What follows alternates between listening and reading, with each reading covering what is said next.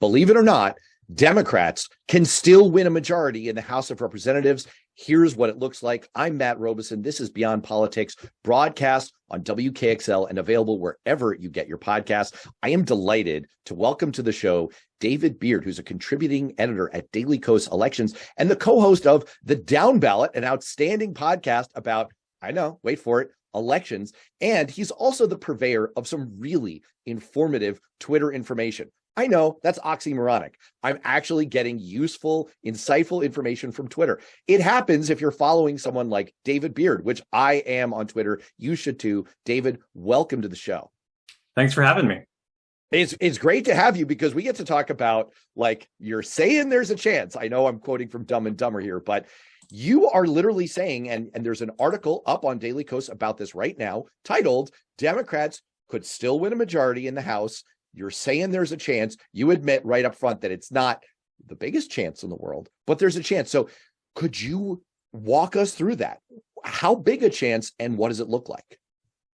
Sure. I think it's a narrow chance, and I think it relies primarily on the later arriving ballots out on the West Coast being somewhat more Democratic than the ballots that have already been counted, which is something that is possible. That's something that we saw happen in 2018, where the late arriving ballots, which tend to be younger, were also more Democratic. It's not something that happened in 2020, but obviously 2020 was sort of an unusual year because so many people were voting by mail because of Trump's antics around voting.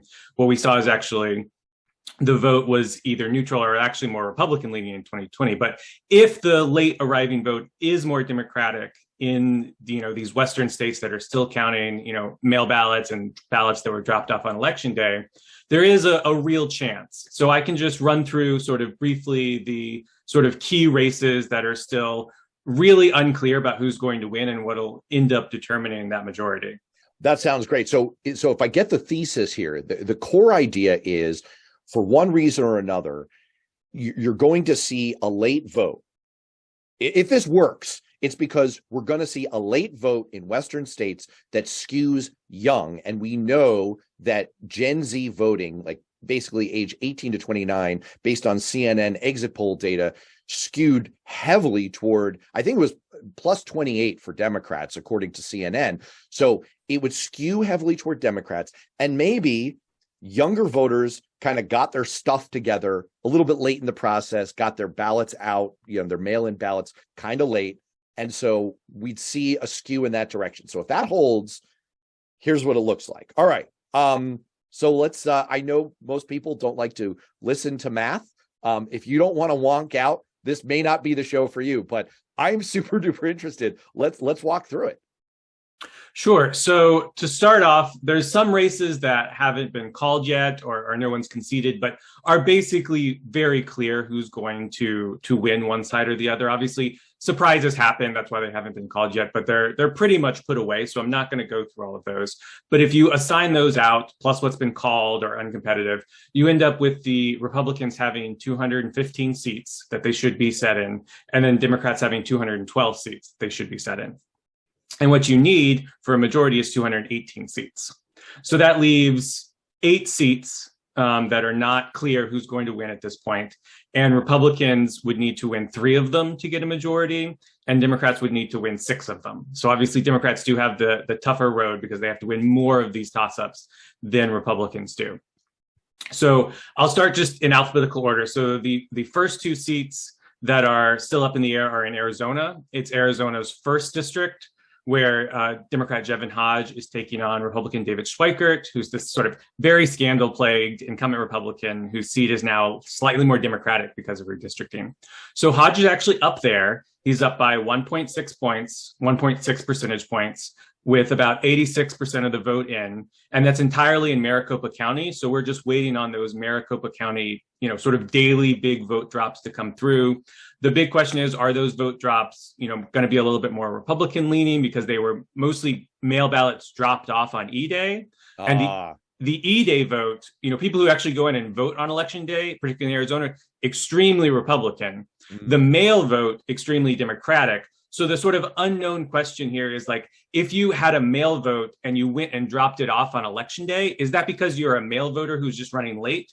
or an E-Day voter who just thought it was a little more convenient to go ahead and fill out the mail ballot ahead of time. And that's something that's sort of very unknowable at this point. You just have to sort of wait for them to finish their counting. But I do think Hodge has a real chance to win that seat. And that would be big because that would be a pickup. Because right now, Republicans have picked up enough seats from Democrats to take the majority. So we need to pick up a few of these seats that are Republican held to even that back out. So that's one Arizona seat. The other Arizona seat is Arizona 6. This is in the Tucson area. Kristen Engel is the Democrat. It's an open seat. She's currently down 2 percentage points with about 76% of the vote in, but she has been closing. The biggest county is Pima, which is where Tucson is. And she has been closing with the ballot drops that have been coming from Pima. There are other counties there that are more red, but they're further along in their voting. So it certainly seems like she could continue to close. There are more Pima ballots out there. Whether or not there are enough ballots, that is a big question, because it's not like it's not a few hundred votes, it's a few thousand votes that she needs to make up. So it is a real margin. And this would be big because this is a seat that was held by Democrats before redistricting. Ann Kirkpatrick is retiring. The seat got more Republican, and Democrats sort of all but gave up on it. There wasn't a lot of outside spending in the seat. And so to be able to come back and if we were able to hold that seat, that would be absolutely huge for this sort of narrow path. And then we've got 3 seats in California. Obviously, we all know California takes a long time to count their votes, and sometimes surprising things can happen as that goes on. So there's just a lot of uncertainty around the California votes. First off, we've got California 13, which is where, one second. So first off is California 13, where Democrat Adam Gray trails by a very, very narrow margin, just a few hundred votes, and only estimated 58% of the vote has been counted. So there's tens of thousands of vote out there, and that one is pretty much purely a toss-up. There's no way to know, who's going to win that seat at this point. The next California race is California 22, where Republican incumbent David Valadao is currently leading his Democratic challenger, Rudy Salas, by about 8 percentage points. But there's even more vote left there. Only 43% of that vote has been counted. And more of the vote outstanding is in the Democratic county there than in the 2 Republican counties. So that will close. Obviously 8% is a lot. So whether it will get all the way there, we'll have to see. But in 2018, that seat, the predecessor seat, before redistricting that Valadao represented in 2018, he was ahead and lost ground to TJ Cox, the Democrat, in 2018, and did end up losing to TJ Cox. So we do have precedents there for that happening in that seat. Valadao, of course, won it back in 2020. So it's a very seat that's gone back and forth a lot. And then the last California seat is California 41, which is in Southern California, where incumbent Republican Representative Ken Calvert has just taken a narrow lead over his Democratic challenger, Will Rollins. But again, there's a bunch of votes still left out. We only think about 53% has been counted. Calvert is up 1%. So that's also very up in the air. Calvert represented a pretty Republican district previously, and in redistricting, it added Palm Springs, which obviously has a lot of Democratic votes. So that's made the district more competitive. So again, all 3 of those California races, it's just really hard to know where that's going to go. Republicans currently lead in all 3, 2 of them extremely narrowly. So if Democrats can get those late votes coming in and can pick up a couple of those California seats, that would go a long way.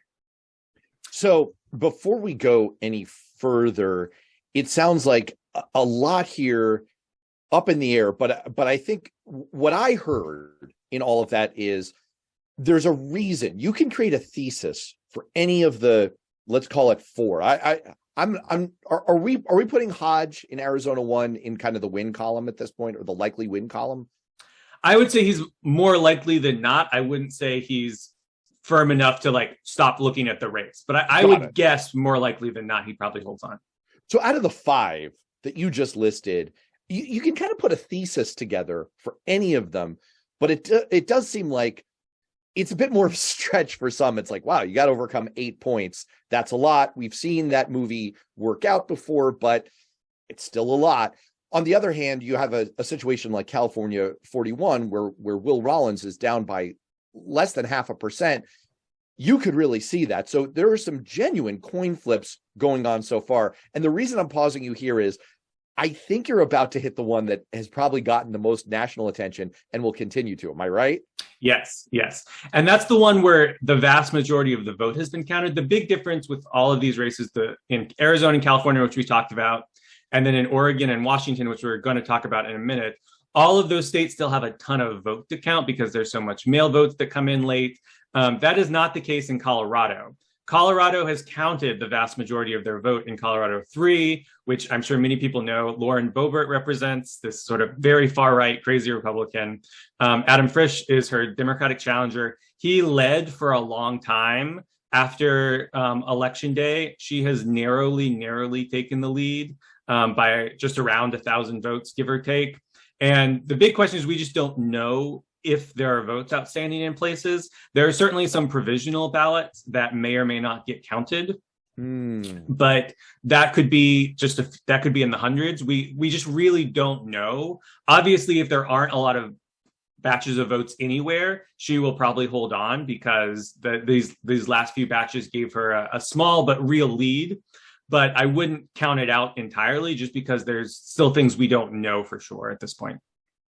Got it. So I want to circle back to that one because it leads to a fascinating conversation.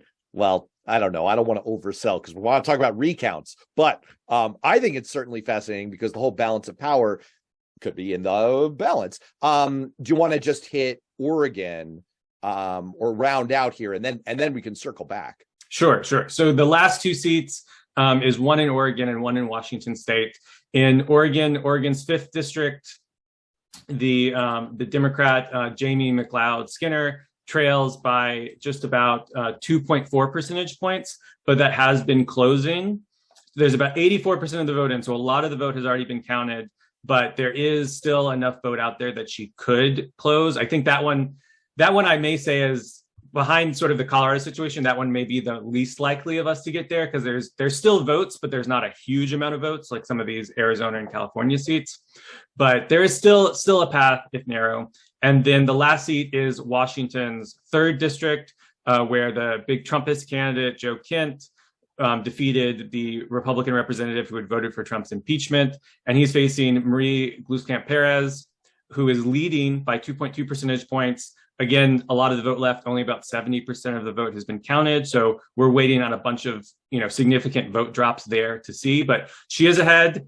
Being ahead at this point is better than being in behind. So, and that would be big because that's a pretty R district in the terms of competitive districts. It is definitely R leaning. So for her to pick that up, and particularly against somebody like Kent, who's pretty extreme, pretty Trumpist, that would be really good, both obviously for the chances at a majority and just in general not having somebody like Kent in the House. Wow, it's really remarkable to me. It's always remarkable to me when elections come down to these kinds of insanely narrow margins, and then when the entire balance of power in the U.S. House comes down to these kinds of margins. So it sets up two things that I definitely want to talk about. Let's talk recounts first. First of all, how much stock should we put into recounts and specifically into the possibility of a come from behind in the course of a recount? My impression is that it's relatively rare. My experience as a campaign manager is when you start to look at recount scenarios, it's like, look, if you're down by any number that's greater than, I don't know, a couple hundred, you really shouldn't bank on it. But you look very closely at the data. What's your impression? Yes, so I think there's sort of two different categories of recount. So a small number of races every year will go to some sort of recount. Each state has different rules around it, but generally it's something like if the race is within 0.5% or 1%, something like that. Within that group of recount races, most of those recount races are not going to see a change in the winner, barring an error in the tabulation. Like what we've seen on very rare occasions, in a recount, you'll see that like, oh, this box of ballots was missed, or oh, these two numbers were transposed, and it should have been 1,000 votes for the Democrat and not the Republican. So that's for a lot of races. That's what the recount does. It double checks to make sure that there wasn't sort of significant error that could cause the result of the race to change. But again, so that's most recounts are like that. And then obviously in most of those cases, they're not going to find a big error. So you shouldn't expect a change in the outcome of a recount. And I would say, I don't know, 95% of recounts is my best guess. Then you have the sort of small percentage within a small percentage of races where the margin is, less than 100 votes, or maybe in like a big statewide race, less than 200 votes, but like really, really small margins, something like 0.05% margin, 0.03% margin, where you're talking tens of votes. And those are the situations where an actual recount could affect the outcome. And so that's why I say like Boebert's currently ahead by about 1,000 votes, even though it's a narrow margin, it's like 0.3%. If that's what the final result is, there may be a recount, but I would not expect the recount to change the results overwhelmingly. If the result ends up being like Boebert leads by 20 votes, then you really look to a recount and you think this really could change the result of the outcome just by recounting the ballots. Because in almost every system, there's a few systems that primarily the ones that are electronic that do the electronic counting where you don't really have a significant change. But in most systems in America, there is a record, obviously, of the ballot. And the ballots go through in these really tight recounts and get hand reviewed. And they will find some number where, the machine read it wrong, or somebody, made a mark that would have invalidated a ballot, or made a ballot real that wasn't counted by a machine or something like that. So the vote numbers will change, but the issue often is that the vote numbers don't change consistently and to favor one party or another. So if you have 100 votes switch around, but it ends up being like 60 new votes for one candidate and 40 new votes for the other candidate or something like that, that's not going to change the outcome most of the time. So you have to get in those incredibly tiny margins to have a recount matter. So right now, I wouldn't say any of the races are in that sort of recount margin where you'd actually want to track the recount. But obviously, like I said, there's still a ton of vote to count in most of these races. So we'll have to see where they end up. Well, you do end up very rarely in these super exotic situations. Now, for people of a certain age, you remember the 2000 Bush v. Gore Florida recount, which was a real through the looking glass moment in America for people who track these things closely. And that was a situation where it's exactly what you just described. There was a significant change in the vote. Of course, you had a massive volume of votes because it was a presidential election, and it was Florida, a giant population state. So you saw some significant movement as you went through the initial recount. But it was because of some really quirky effects about the machine reading of punch ballots and hanging chads and all kinds of stuff that if you're a Gen Z voter, you're like, Matt Robeson, what the heck are you talking about? Who is Chad? You can Google it. I commend that to you for your Googling enjoyment. Very, very rarely you end up with a situation like the 1975 well, it turned into 1975. It was the election of 1974. The year I was born, in New Hampshire, Durkin versus Wyman for the U.S. Senate, where ultimately they couldn't figure out who had won the election because the margin of error in the counting process was greater than the margin of victory. And you sometimes find that no matter what recount process you use, there's an error rate with hand recounts. People make mistakes. They mean to say A and they write down B. They switch things like you just said. And so there's always going to be a small error rate, and you don't know that it's going to favor one side or the other unless there's some exotic thing going on like the hanging chads, but occasionally it does. And what they ultimately determine there is we will never really know a winner because there's no way to limit that error. Every time we do this, there's going to be more error than there is going to be margin of victory. And so we'll get different results. It's unknowable. And in 1975, what they ended up doing was just holding a brand new election because they could not work out what the ultimate result was. I'm just throwing that out to all of our listeners and viewers because it's kind of fun, I guess, but it's sort of nightmarish, but it's also kind of, that is the potential territory we could be heading into if the margin in the House stays this narrow, where really a couple of seats could determine who holds the majority. David, you were just saying that based on the count right now, it's looking like 215 for Republicans, 212 for Democrats, And out of the remaining 9 races, Democrats would have to win 6 in order to win the majority. So there's a path. You laid it all out. It's not super wide, but it is there. Let's talk for a second, though, about the scenario where it doesn't break strongly one way or the other, and we end up not with what we thought was a super narrow margin that Democrats have had over the last 2 years of 5 or 6 seats at various times, but 1 or 2, and where that margin could be subject to recounts, legal challenges. What do you anticipate? What would the dynamics of that kind of situation look like? Sure, it would be really, really fascinating to watch from an outside observer. I would not want to be a Republican leader or a Republican staff member charged with corralling the Republican caucus in the House to pass anything really at this point if they end up with the margin this narrow.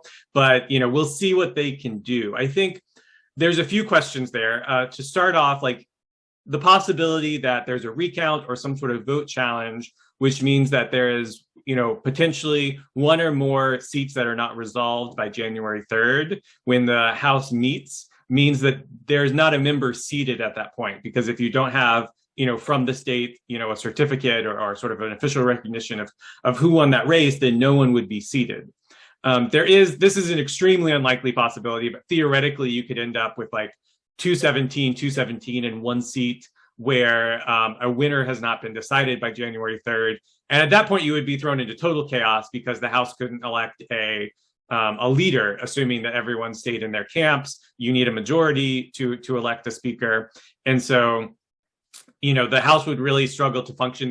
There would need to be some sort of temporary compromise power sharing agreement, which we see in state legislatures sometimes, where there's even either an even number or some other situation where both parties have an equal number of seats, and they do come up with a power sharing arrangement. They, you split the committees, trade off days of who runs the floor. The idea of that happening in the House of Representatives is just absolutely wild because I cannot imagine the 2 caucuses working together, but that would be what's required. But that's really, really unlikely. More likely is that one of the 2 parties, and probably the Republicans, ends up with a very narrow margin.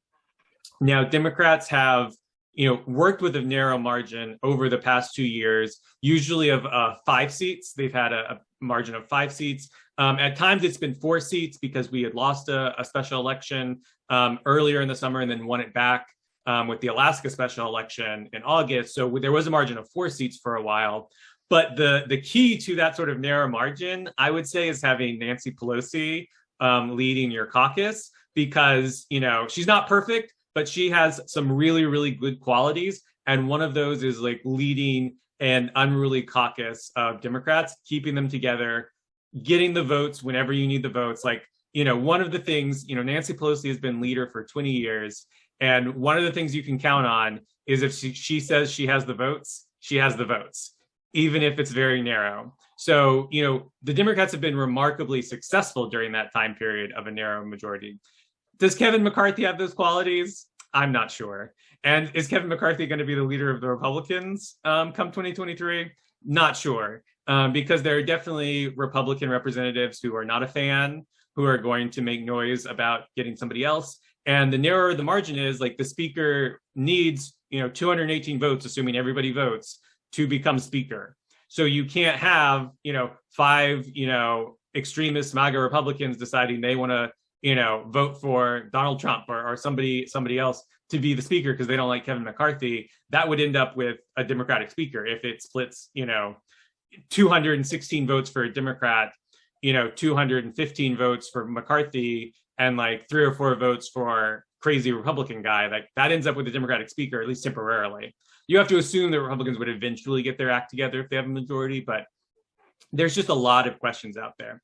And then there's the actual governing part, where let's say, you have a 2 or 3 vote margin and you've got, Fitzpatrick in Pennsylvania, who is a very establishment Republican, votes, with Democrats on some issues, voted for things like the infrastructure bill. And then you've got like Marjorie Taylor Greene, who's out there saying who knows what, voting against everything. Like, can you get them to vote together on things beyond just sort of procedural Republican House votes, like anything of substance? Like, where do they agree where you can get them to pass something? I can, first of all, co-sign your point about Nancy Pelosi. I think that's a great insight. One of the things I experienced as a congressional chief of staff during her first run as speaker is that she was always very good at corralling the caucus. The dynamic among Democrats in the early 2000s was this real split between a much more robust moderate faction that existed at the time and what we'd now call a progressive faction. I guess at the time we called more of a liberal faction. And Pelosi was the leader of the liberal faction. Steny Hoyer was the leader of the moderate faction. And we saw them have a couple of tussles for who was going to assume leadership. Once Nancy Pelosi got that position and Steny slotted in as her number two, it became a pretty cohesive leadership structure. Jim Clyburn has long held that third position. They do work as a cohesive team, and they have been remarkably good at corralling Democrats. And they always, when I was sitting inside the room, literally in the basement of the Capitol meetings, they would drag all the chiefs of staff together, and they would say, look, here are the things that Republicans are about to try to skewer us on with procedural motions, with gotcha amendments.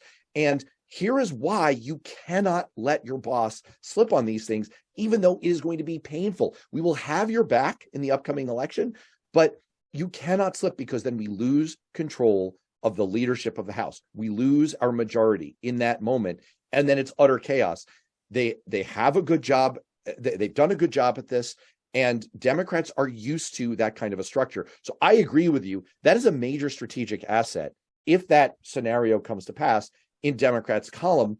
And the major demerit that Republicans have going for them is they are nowhere near that cohesive. And there are already rumblings and real reporting out that the knives are out for McCarthy. And there are Freedom Caucus members who are trying to extract concessions from him, including resurrecting the motion to vacate, which essentially gives them the ability at any time to have a vote of no confidence in their own speaker, remove him, and throw the House into chaos. So I think the scenario where there's a tie, while extremely unlikely, is very interesting. We actually do have models of that from the state legislative level. A member of Congress who I worked for 20 years ago actually was the one-year president of the Maine State Senate in a power sharing agreement with a Republican counterpart that worked remarkably well. The Democrat was president for a year. The Republican was president for a year. They split the committees evenly. They actually had a remarkably productive session of the legislature.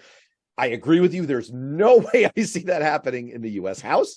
It also opens up some truly strange possibilities, because there's no requirement that the U.S. House has to elect a member as speaker. So you could, in theory, see a scenario where they say, we can't agree between McCarthy and Pelosi, so we're going to go outside the box entirely. Oprah will be Speaker of the House. Don't aggregate that. I'm just spitballing here. Some consensus figure. I don't know, probably not Oprah. So anyway, super duper interesting. Let me throw you another curveball. In addition to the challenges that Republicans have remaining cohesive and corralling the House Freedom Caucus, what do you make of the statistical factor? The what's the word I'm searching for? Like the actuarial factor that since 1973, in the 40 years or so between 1973 and 2012, 69 members of the U.S. House of Representatives and 15 senators died in office. We saw that with longtime House member Don Young in this last session of Congress. We saw that with another Republican member of Congress who unfortunately died, wasn't all that old. She died in a car accident. This does happen statistically more than once in every session. How much of a factor is that going to become? Again, potentially, it's one of those interesting situations where the margin here really ends up mattering. And that's one thing we obviously still don't know, both obviously control of the House. And is this going to be a 2-seat majority or a 5-seat majority? What we've seen is if Republicans end up with something like a 5-seat majority, I think that throws a lot of the legislative stuff into chaos. but there probably won't be too much trouble in terms of like actually holding on to the majority in terms of pure numbers, both because the people leaving the House or the Senate, it tends to stay pretty even on both sides, both obviously through people passing away. That's one way. People also will resign either to take another job sometimes, sometimes to take a job in the administration. That would be obviously Democrats in this case. Or you're Billy Townsend and you want to go from regulating the pharmaceutical industry to lobbying for it. Like that. Or scandal. We obviously see scandals from time to time too. That might be a little more Republican than Democrat, I think. So people do leave the House. I don't think there's ever probably been a 2-year term of the House where all 435 members stayed the entire 2-year term. That's my guess. And so that will happen. There will be special elections. There will be months, sometimes 3 months, sometimes 9 months, depending on individual states, where one or more seats are vacant. And so if the majority is 1 or 2 seats, that really matters. If there's like 2 Republican vacancies and 1 Democratic vacancy at a time, and the margin was only 1 vote, then the House is back in a tie. So that is certainly something that will really matter if we're in the 1, 2, maybe 3 seat majority level. One thing that's already out there is that Representative Garcia from Illinois has announced a run for mayor of Chicago against the incumbent Lori Lightfoot. And so if he were to win that Democratic primary and then obviously win the election for mayor, presumably whoever wins the Democratic primary is going to win that election in Chicago, he would have to resign his seat. That doesn't take place for months and months, obviously. But in a situation where Democrats have a 1-seat majority, that's already come up. People are pointing out, like, can he really responsibly run for mayor like he was planning if there's a Democratic 1-seat majority? So it certainly turns into a big factor the narrower the margin is. Well, we're not suggesting that this is a scenario like that movie Swing Vote from 2008 with Kevin Costner, where for some crazy fakakta cooked up reason, the entire election comes down to one dude. But there are some really weird things. And it sounds like what you're saying is they start to happen if you get into the like less than 3-seat majority zone. And we could easily be there. So there are plenty of outcomes we could have. Small, medium chance of Democrats holding on to the majority in the House. Much more likely chance that Republicans do, but a very real chance that we end up in this zone. If Democrats hold the House, it is going to be by like one of those 1 or 2 seat majorities. And all kinds of, could start to break loose there. Anything final on the House? I'll give you one. And then any final thoughts that I want to do the Senate real quick before we break. But, one thing that I've written about, I wrote an article about this in Newsweek about 6 months ago, that close really matters. And one of the things that happens, you were talking about how hard it is to hold together a fractious caucus in a narrow majority. One of the things that the minority can do in the House is lob procedural motions at you that make your life incredibly difficult and that also create hard votes that you have to take. And so if you've got members of your caucus, if you've got Republicans, say, that are in relatively swingy seats that are emerging from some of these super close elections, you can throw all kinds of stuff at them where they have to take tough votes on issues like abortion, immigration, hot button issues that really matter to voters. And that becomes a whole other thing. That's that scenario I was just talking about where it becomes a vote by vote scramble to keep your majority together. Even if you get through that first vote, if you've got a 1 or 2 vote majority, if you get through that, you still have to refight that battle every day because you could lose on these amendments. You could lose on these procedural votes, and both substantive bills and procedural matters could get thrown into chaos. You could have short-term periods where Democrats kind of in a de facto sense wield the majority. That's what stands out to me. Any other final thoughts on the House? Sure. I think a couple of things. One more on the sort of practical side of what next year is going to look like, and then one on the actual results. On the governing side, what I think will be interesting to see is what Republicans do around proxy voting, because proxy voting is still allowed in the House. It's something that Democrats implemented during the pandemic and has continued. They recently extended it through the end of this Congress into the end of December. And Republicans, they like to criticize it. They think it's this terrible thing, and some Republicans have said, but a lot of them have used it.